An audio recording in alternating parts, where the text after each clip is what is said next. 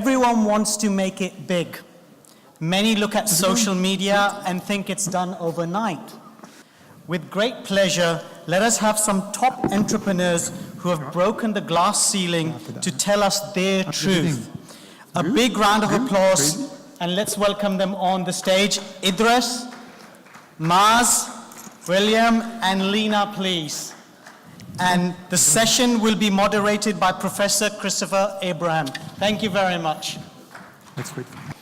Good evening, everybody, and a very warm welcome to this very exclusive session on success stories of people who made it big. Before I start, I want to start with a real story. The context is 2017, and this person made $11 million 1 year.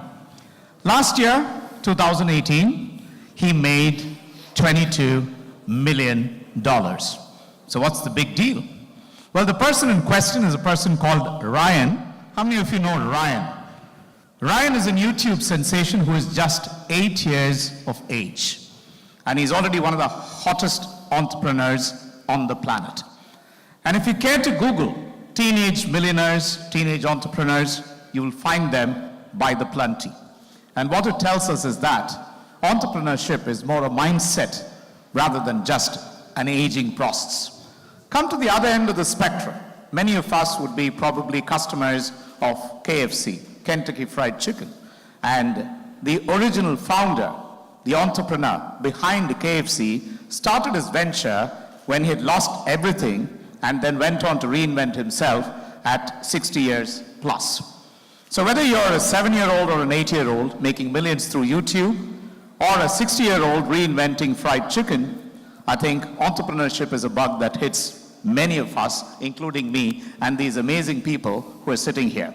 This evening we have 4 fascinating people from different diverse industries, amazing experiences which they carry with them, and without much ado, let's get on to hear their success stories.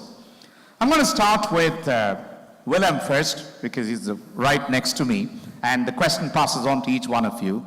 Your story so far, the journey of 1,000 miles starts with a single step. Somewhere down the line it started, and you are where you are today.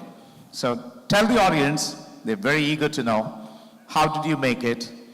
How did you make it big?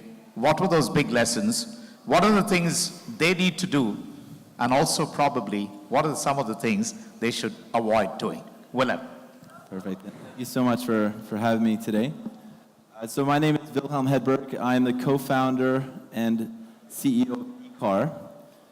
eCar is the Middle East's first and largest car-sharing operator. And effectively what we do is we take the idea of owning a car and we remove that entirely. And instead we share a collective pool of vehicles that you can rent per minute. So my entrepreneurial journey really began back in 2013. I was in a swimming pool with my friend Ravi, and we're talking about business ideas. And one of the ideas that came up was car sharing. This is a concept that exists in all the major cities around the world. And just doing a little bit of Google searching, we found out that this doesn't exist anywhere in the Middle East or North Africa. And we saw that there was a gap. We named the company eCar with a K. The E and the K is actually on purpose because that's the call sign for Emirates Airlines flights. Because we recognize the fact that cabin crew, the 17,000 cabin crew in Dubai, they're only in Dubai for 10 days out of the month. They can't afford a car, per se, with their salaries. It doesn't make financial sense for them to own a car. So why not have cars to rent by the minute that could be parked in the cabin crew towers?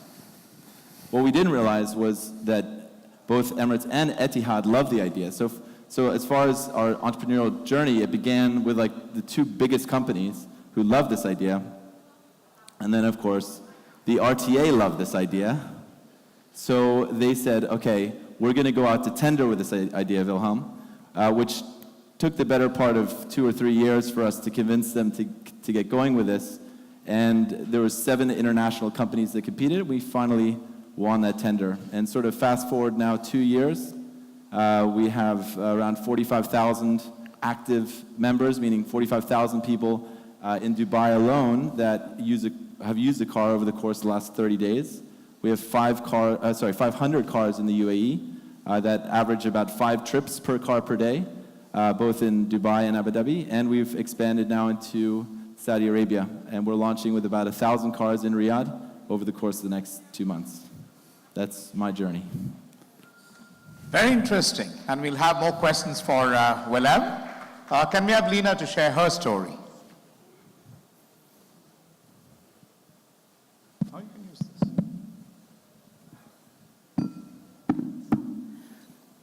Lena Khalil, I'm the co-founder of mumsworld.com. Mumsworld is the largest platform for everything mother, baby, and child. When we set up Mumsworld 7.5 years ago, we were parents, my partner and myself, both with 3 kids, very young children, and we were facing all the challenges that parents face, you know, the sleepless nights, the difficulty finding information, and really just trying to navigate our daily life. So I think I used to say at midnight, everything resets and you start again, and all the challenges are completely different, and you're almost relearning what you have to do the next day. So if yesterday it was the flu, tomorrow it's probably a stomach ache. And every time you faced a challenge, you had to learn all about the products and the experiences, and you were just on this steep learning curve with all the emotions and the hormones that go with it. And I quickly learned that mothers who actually don't speak English and only have access to this information in Arabic are actually at a bigger disadvantage, because the content for them and the information about the product and the selection is about 10% of what I was accessing, and I felt pretty vulnerable. So I felt even more compelled to help those mothers that were even more vulnerable than myself, and we set out to launch Mumsworld. Mumsworld today is 200,000 products in Arabic and English. We're building a community to help those parents that were in exactly our shoes every day, resetting at midnight, wondering whether or not they're going to sleep that night, whether or not what's going to happen the next day, and just trying to give them as much as we can through products, through information, and through community. So I think what happened to us in setting up Mumsworld was just a natural transition of our passion, of our love for the solution we're bringing the region. And every time you spoke to a mom that used us, you felt more empowered to kind of grow bigger and to do more. I did a delivery once, and when I got to the door, the mom said, "Thank God you arrived. My husband doesn't come till 8, and if I didn't get your package, I would have to wait to the weekend, and I don't know if I ever can get this for my child." So almost like during the first year of being a mom, you're actually helpless, and you need as much help as you can get. And it doesn't matter how much money or resources you have. It's such a steep and difficult emotional journey. And we want to build that platform that helps that mom and that parent. Very interesting. We'll come back to you, Lena, on that. Yes, Maz. Hello, my name is Maz. I'm the co-founder for Stars Play. We are a streaming service headquartered in Dubai. We've been operating for 4 years now, just under 4 years actually. And very recently we announced our 1 millionth customer in the Middle East and Africa region. We recently also launched our service in Pakistan, which has been one of our expansion markets. We basically compete head-to-head with Netflix. And we launched the service 2 years ahead of Netflix. Our primary strength in our service is Hollywood content. We work with all major Hollywood studios, unlike Netflix that focuses more and more on its own original content. We work with all major Hollywood studios, and now we're beginning to enter original Arabic content space as well. We're producing original content in Pakistan as well. So this has been our business for the last 4 years. My journey, perhaps different from other entrepreneurs in this on this panel, is slightly different. I was in the industry for a very long time. I was working for a paid television company in the region. I was working for OSN for 8 years. Myself and a few colleagues, we left a stable job, a paycheck, and a bonus to start this journey. So perhaps slightly different from some of the other panelists. To me, it's not the most original idea in the world. This was something that was successful all around in other parts of the world. We thought we could launch a service that's tailor-made for the Arab population, and that's what we did. So we created a service that was made for this region, and so far we've been very successful at it, alhamdulillah, so we're very proud of it. Thank you. Beautiful. Last, Idris, your story about Fetcher. Yeah, so I started Fetcher about 6 years ago. I'm the CEO and founder of Fetcher. Basically, I was like compelled to do it. Like in my previously, I was working at I don't know if you guys remember like Market VIP, it was a fast-growing e-commerce company. I was dealing with like 20 different logistics companies, and I was going crazy. I just like the lack of understanding of technology, to the lack of like the poor customer experience was, I thought, very like mind-boggling. And even if you think about it, there was like something that is really interesting is like the whole logistics industry, whether you're talking about like the big blockbusters like the FedEx, DHL, whoever, or the small companies, they still work on the premise of an address system, right? They've all been built in the West, whether US or Europe, where address systems actually work, right? Then you have Dubai, and then you have like Saudi Arabia, Cairo, and Nigeria. So you got 4 billion people who live without addresses. And still, you're still being asked when you buy anything online to describe your address in countries where there is no address. So I thought there was a massive disconnect. I thought that it was not working. And then by the same token, you got 80% of transactions on e-commerce that happen on smartphones. So I'm like, okay, if people are comfortable buying stuff on their smartphone and being able to bridge that online to offline gap, then let's make their phone their home and deliver wherever they are, right? It seems like simple. I don't care about addresses. You can be at Starbucks and receiving a package, or you can be in countries where there is no address whatsoever. So we just deliver to your phone. Obviously, seems like much easier said than done because you have to optimize everything in the back end and making sure that you deliver the right package at the right place at the right time. On a life where everybody is moving, right? Like everybody's transient. So that's a little bit what we do. We do last mile e-commerce in emerging markets. We're present in 6 markets, UAE, Saudi, Bahrain, Jordan, Oman, and Egypt. We grew 2 years ago about 600%, last year about 300%, 320%. This year we're planning to grow about like 300% again. We have about 5,000 employees, and we raised about close to $80 million so far. So like, thanks. One of like how to make it big, I think is just like so interesting because it shows like 2 things. It shows that you made it and big, which are 2 things that I disagree. It's like I didn't made it and we're far from making it. There's like so much stuff. Like when you're in a fast-growing company and you're in a startup that is going like this, you have a lot more problems that you have things that work. Okay, so that's one. Okay, and then big is also very weird term. Like we don't consider ourselves big. We're recruiting 50 to 100 people a week, and we don't consider ourselves big because we're just scratching the surface, right? There is like so much to be done. So, look, we're happy we do trying to go into some other markets, and yeah, the journey has been interesting and stressful. Fascinating. 4 beautiful stories. Just to encapsulate, ladies and gentlemen, there are some powerful lessons from each of them.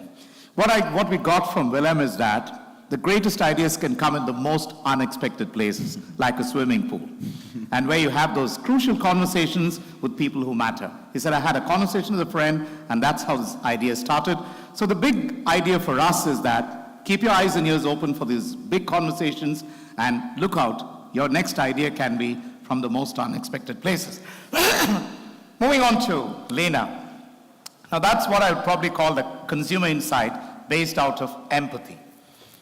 You're a mother and you're looking around and you're saying, I've got this problem. So most of us would groan about it, complain about it, and forget it. But here's somebody who said, okay, how do I make this complaint, this pain point, into a gain point? And that's today metamorphosed into 200,000 products for moms and moms-to-be, and all the challenges, all the anxieties taken care of by that remarkable insight. Third idea we got from Mars was that you can still be in an established market with established product, but still make a difference. He said his biggest competitor is Netflix, and that's a scary proposition. How do you go head on with a company like Netflix? But here's somebody who says, we've made that differentiation, we're confident, and that's how we would do it. The risk-taking attitude, which every entrepreneur probably runs in his DNA or her DNA. And lastly, from, Idris, he was humble enough to say he had this fascinating growth story of 300% and 600%, and now he says there's still so much more to do. And I think that's another huge prerogative. It's the passion to get better and better, and I think they all deserve a wonderful round of applause for round one. Moving on, I'm going to ask Idris this question. I've had the privilege of getting into their backgrounds. Each one of them have amazing educational and experience backgrounds. They're all well qualified to do what they do. But here's the question. Some of the world's greatest and most successful entrepreneurs, take Steve Jobs, Mark Zuckerberg, Bill Gates, India's Dhirubhai Ambani, all these people were dropouts. They dropped out of a traditional standard education system.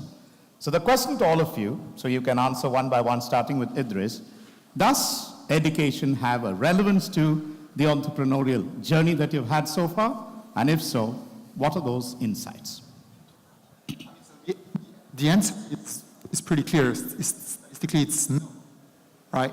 Education is not a defining component as to whether you're going to be successful or not.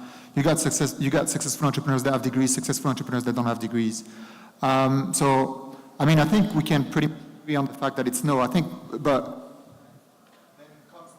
comes the question as to what are the main traits of an entrepreneur. And I think education, if education is not one of them, what are the things that actually make an entrepreneur successful? And actually, there are a lot of studies about this, right? And they found that actually there is very little in common with successful entrepreneurs, right? So there's always the question is that, because obviously media and movies is like, oh, you have to be an alpha, right? You have to drive your vision and impose your point of view on the organization, right? The Steve Jobs, the Zuckerberg, and so on. It's just not the case, okay? So that's one. Two, we say, oh, you have to be young and crazy. It's wrong. If you look at the most successful companies in the Silicon Valley, they've all been built from people that are 36 to 42, right? That's the sweet spot to actually start a business. So it's not age. So is that type? Right? So like, Squires, Myers, and like personality type. It's not that. You get entrepreneurs across the whole spectrum of this. So there is tons of things that don't define what is an entrepreneur, which I find it very surprising.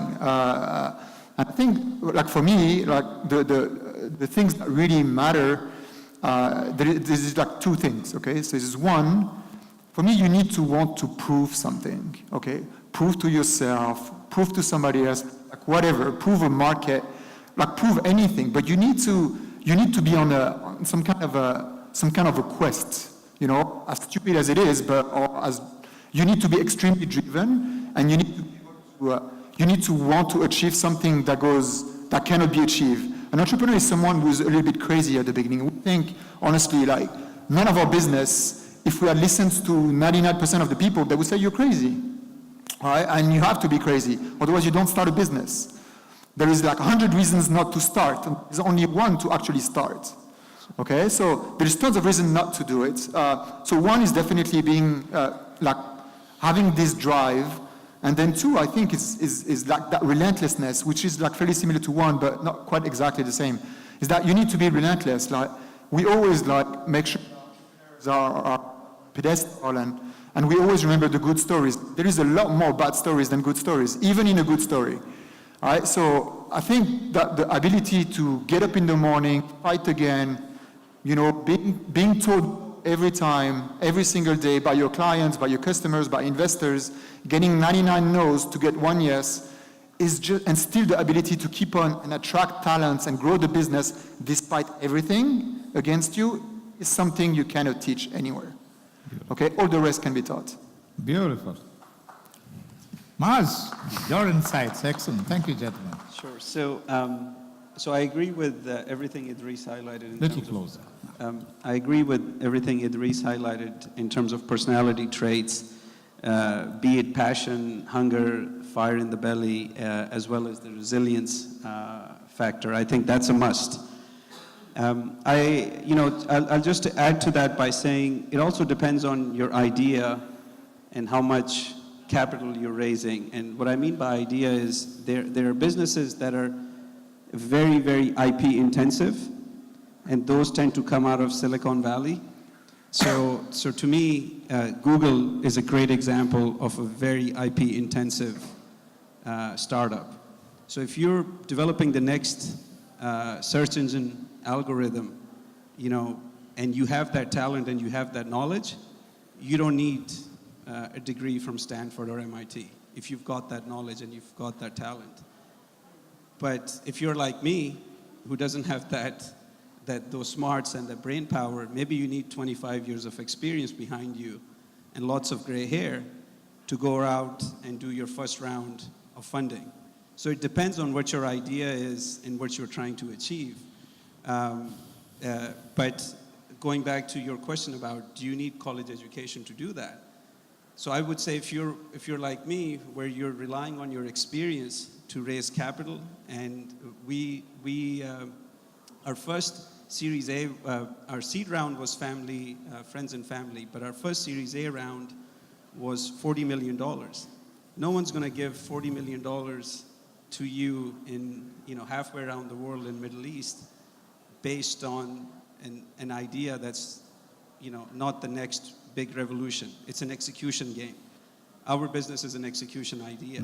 So for that, you need that education, you need that experience, and you need that proven track record, because no one's going to give you that money, that kind of money, unless you're building the next Cisco router, or you're building the next search engine, or the next social media platform. But if it's an execution idea and it's later in the years of your life, I think having that education and having that experience is a big plus. Superb. Lena, your I think experience. Just coming back to the point of whether or not education, yes or no, kind of. So I'm a mom of 3, and one of the biggest fears I have is whether or not education will limit my children. So yes, I want my kids to go to Cambridge and to be alumni. Like Lena. Yeah, like me. And Yes. I'm terrified if they don't, like any parent. But all I do all day is worry about how much education is going to limit their ability to push the envelope. So that A star, they're like, get an A star. I'm like, so what? You get an A star. Is that the top of what you can do? And I think it's not the education that's limiting you. It's empowering you. As long as you think of it as a tool and not the be-all and end-all. I think the problem with education is that you're like saying to the child that A star is it. Be an A star and the whole house is clapping for you, your grandparents are happy, and the world is at an oyster. But that's not what it is. So you need to somehow, like an entrepreneur, push the envelope, always in your life, self-learn new things, even if they're outside the curriculum. So saying, oh, I've learned the curriculum, I've passed the exam, that's where education limits you. Education is a power you have if you treat it the right way. And I think where those entrepreneurs basically did well is they dropped out and had more time to push the envelope. It's not because education pulled them back, it's they had more time to push the envelope and be more creative. Maybe, trying to excel at Harvard and Cambridge, you're too busy trying to just pass, and not enough time is on creativity. And I think if you can do both and you can balance the two, I think having both is fantastic. Yeah, you just have to always remind yourself self-learning is more important than whatever education is going to give you. Beautiful. Willem, your thoughts on this? I agree with the rest of the panel. I think from my personal experience, I actually went the business route. I went to undergraduate, I got a business degree, and then I got an MBA right after school, after undergraduate, because I, quite frankly, was too scared to get into the workforce. What I realized later in life is that none of that really mattered at all. The real education that I got was starting my own business and diving in head first and learning on the ground, on the fly, really what is important and what's what.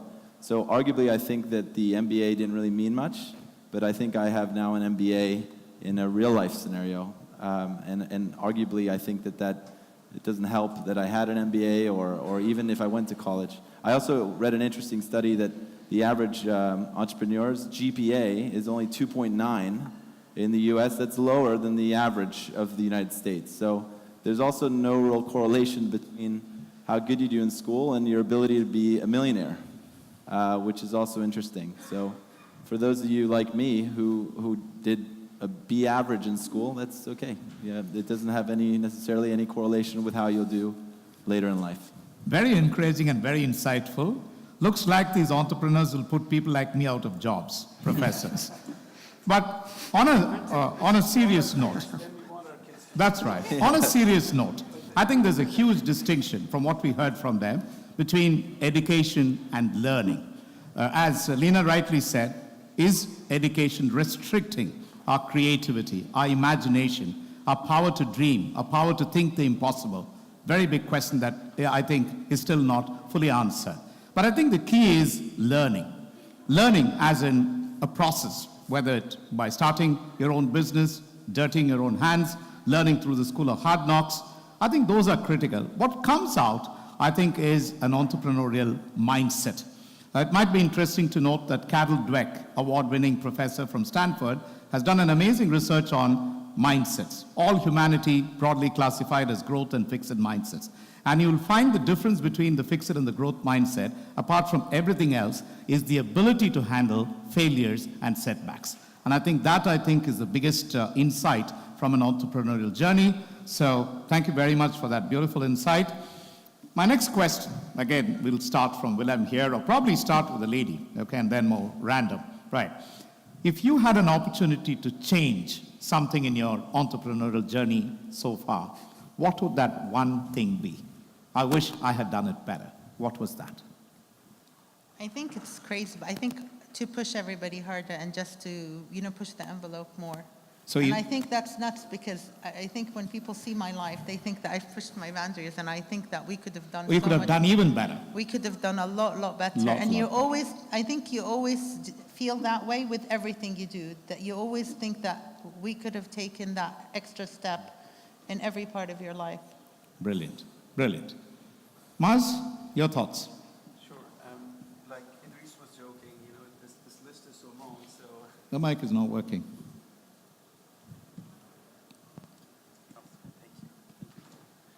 This is better. Yeah. Yeah. So for me, perhaps I would have started the entrepreneurial journey a lot earlier in life. I did my first startup when I was 35, 36 years old. This one when I was 45 years old. And so I feel the earlier you start your entrepreneurial journey, the easier it is. Later on in life, you have kids, you have mortgages, tuition, school bills to pay. The personal stress gets a lot harder. So I would have preferred to have started earlier. I think the second thing I would do differently is when you first graduate from college or you start your professional journey, a bit, I think what Wilhelm was implying, I think it's very important to be honest with yourself, with what you're good at and where your strengths are. So quickly getting to the bottom of what you enjoy and what you're good at. So for me, I was educated as an engineer, and I spent 4 or 5 years of my early career trying to fit myself as an electrical computer engineer, finally realizing I'm not smart enough to be an engineer for the rest of my life. So I wish I would have not invested those years. So I think the earlier you can start on this journey and the earlier you're honest to yourself about what you're good at, what you enjoy, would be the two things that I would change. Amazing. Willem? So I think that in the journey of running your own company, the mistakes that you make, you end up learning a lot better of a lesson than you do from your successes, per se. So I don't think I would necessarily go back on any of the mistakes that we've made because it's made us a better company. But I would argue that I wish I could have told myself, 3-4 years ago, the importance of having mentors, of having people that you can surround yourself with to bounce ideas off of, because I only sort of really realized that over the course of the last year or two. Every day, my father's over there. Basically every day I used to call my dad 4 years ago. He was my sounding board. Nowadays, I have 5, 6 different mentors that I work with. I have a business coach also that I can bounce ideas off. And this actually helps you mitigate the amount of potential mistakes that you make along the way. And you know, for me, it's surrounding myself with gray-haired people. They've been there, they've done it before, and I think that's a very valuable lesson. Lovely. Lastly. Yeah, so for me, I always remember that quote from Reid Hoffman. It says like, an entrepreneur starting a business is like jumping off a building and trying to figure out how to build a parachute on the way down. All right, so it's literally how we feel every day. So I think like the idea of having like one mistake, that like the biggest mistake, I think, so maybe like some companies have this. Like for me, the way I think about my biggest mistakes, and there's like hundreds of them, it's always about the field that I had originally, but I wanted to have confirmation to not make hasty decisions. I tend to fight against my own instincts to back it up by data. And whether I'm right or wrong, just the fact that we're not making decision is damaging the company more than actually doing making a decision that can be wrong. That's one of the things I learned a bit too late. And I wish I was just not, including with people, right? Like sometimes you realize that that person is not the right fit, and you always try to coach him and her, trying to make it work, and most of the time, it's just statistically 90% it just doesn't work. And I always try, and it takes your time, and therefore the marginal value of that time is wasted. So I probably I tend to give to take too much time to make tough decisions. Cool. I think the big learnings for us from these wonderful lessons, backtracking. Could we have pushed the envelope more? Could we have started earlier? Could we have had more mentors who could have guided us towards our destination, our destiny? Could we be more proactive? I think there's one interesting insight from neuroscience, which is the whole brain thinking. 20th century was all about compartmentalizing our thinking process to left-brainers and right-brainers. Left-brainers, the analytical people; right-brainers, the creative, intuitive people. But I think the big lesson is that, thanks to neuroscience's latest research, you can actually be a whole brain person. So if you're a left brainer with lots of analytical skills, cool, that's fine, but you can still develop your creative skills. And if you're the alternative, you've got creative skills, you can definitely develop your analytical skills. I think the key is a combination of intuition, gut, which is what I think you were missing there, and cognitive recognition of our analytical skills. Put them together, we become a very successful 21st century whole brain entrepreneur. Last round, quick 30-second, 2 nuggets of wisdom from each one of you. Let me start with Maz. Sure. And then we throw it open to the audience. Sure. So Idris hinted to this a little bit. I think we tend to have a very stereotypical image of what an entrepreneur should be like.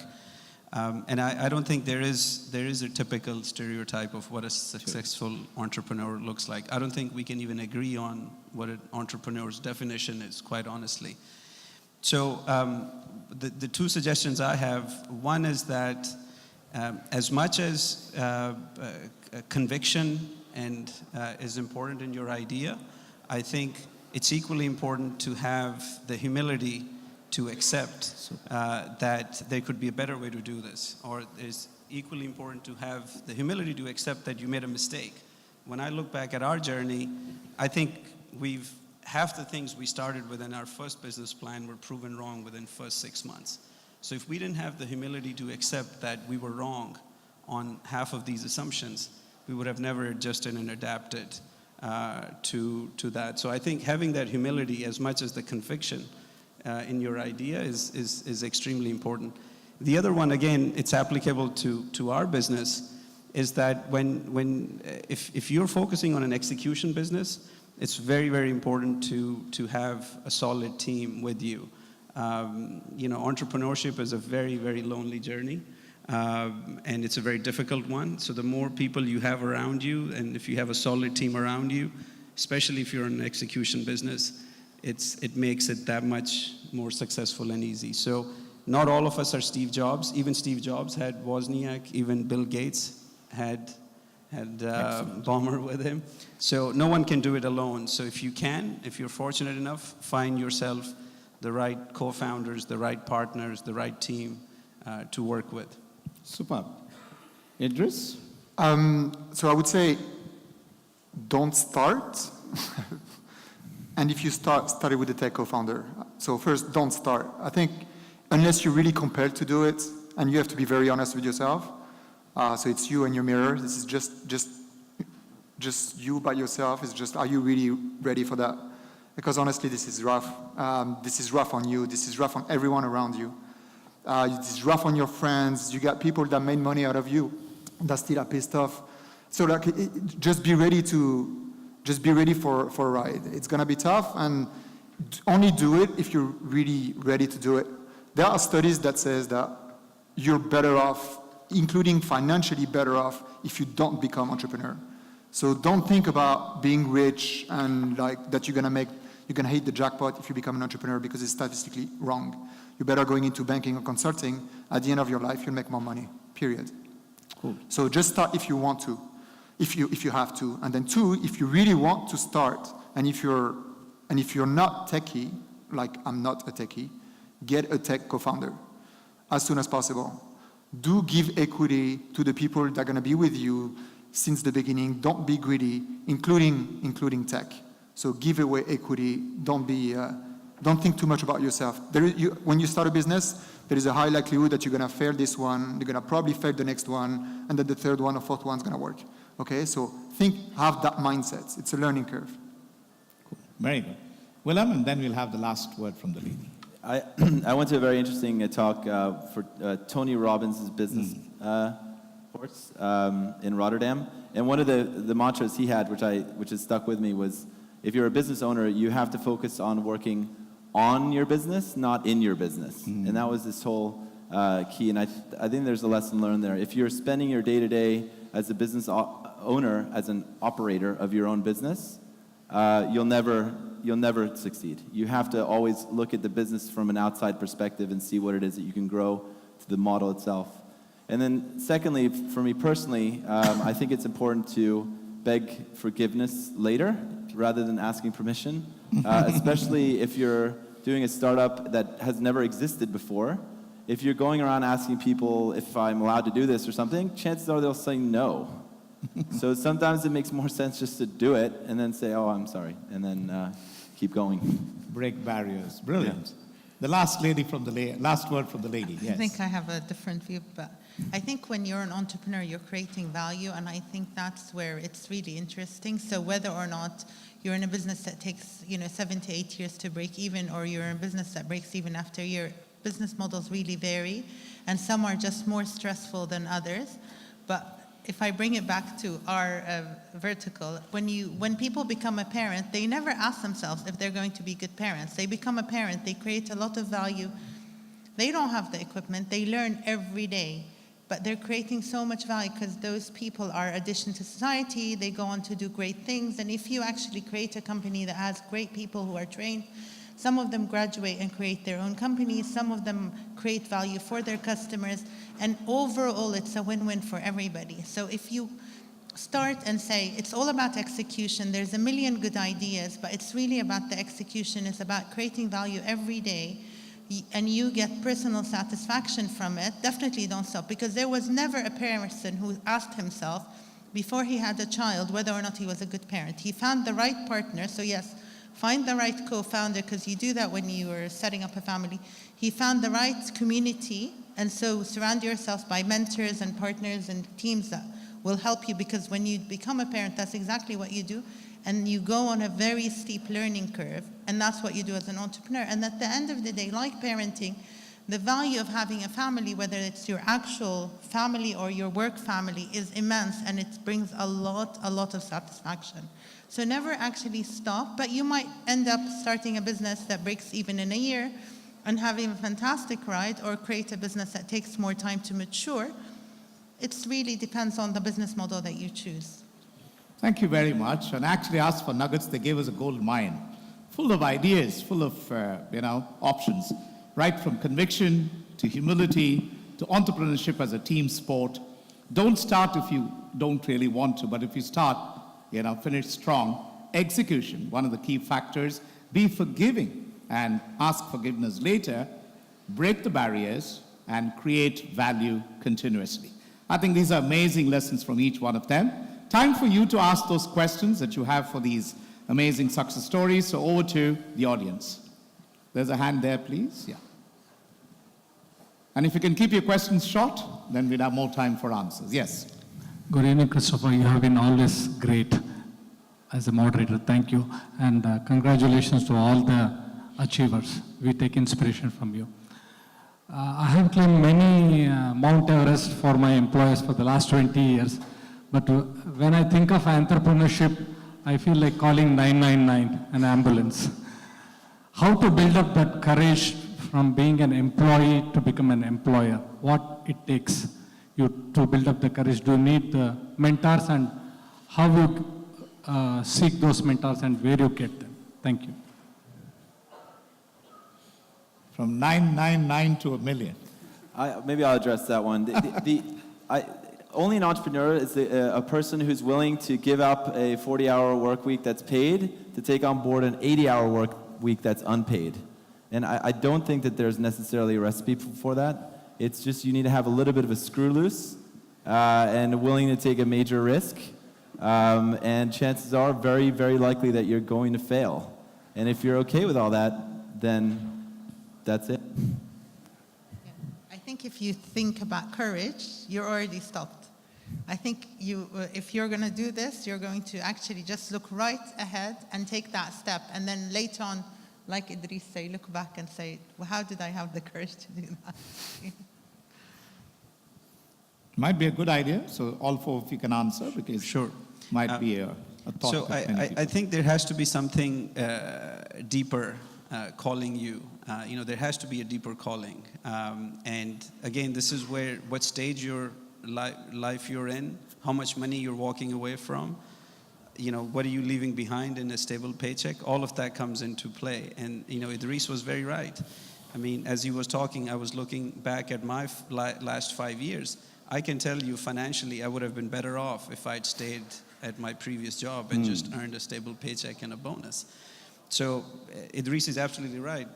The journey doesn't necessarily mean a financial payoff within a certain time. There might or might not be a payoff even after 10 years. So making money alone cannot be the calling. Maybe for some people it is, but for me it certainly wasn't. And so you have to find what is that deeper rooted desire or passion that makes you want to take all that risk. Because if it's just money, statistically you're better off sticking with the stable job. Very interesting. Idris, final thoughts? I think I answered that in the previous All comment. right. Yeah. Okay. I just have a metaphor, a very simple metaphor. You want to learn swimming, don't stand on the periphery of a swimming pool, jump. Right. Next question, please. Yes, there's a lady there. A lot more questions. Yes, quick. Who's got the mic? Guys, give them a mic, please. There are lots of people raising their hands. Yes, Mr. sir. Willem. I have a question for Mr. Willem.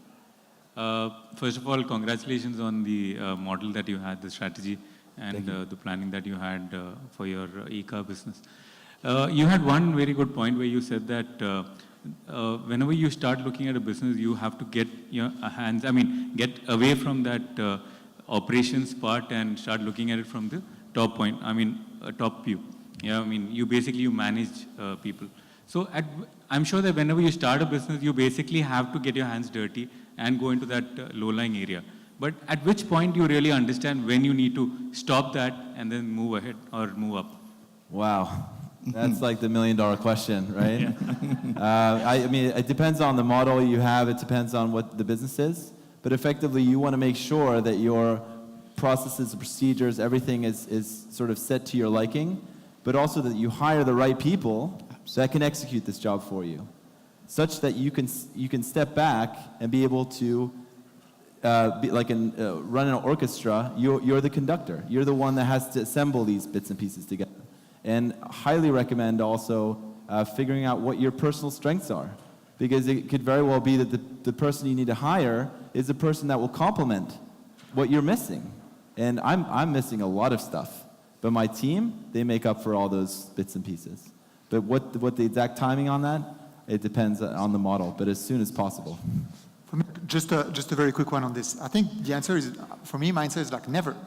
You should never be at a point where you just like, you stay at 20,000 feet and then you never get your hand dirty, right? And I'm sure you're not either, right? Never, Like, it's yeah. just, the ability, I think what makes a good like entrepreneur CEO is that the ability to be from 20,000 feet talking to an investor and then get your hands dirty talking to a client or a customer that is pissed off, right? So it's the constant mix. And I think that doesn't change with the, like, doesn't, irrespective of the maturity of the business, this doesn't change. Always remember, like, there is like this book from Tony Hsieh, right? The guy from, the founder of Zappos. I don't know if you guys know.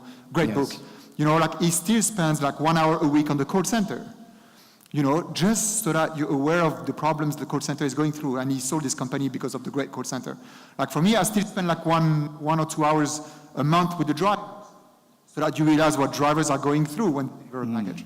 So I think you should always be between the two, like an elevator, right?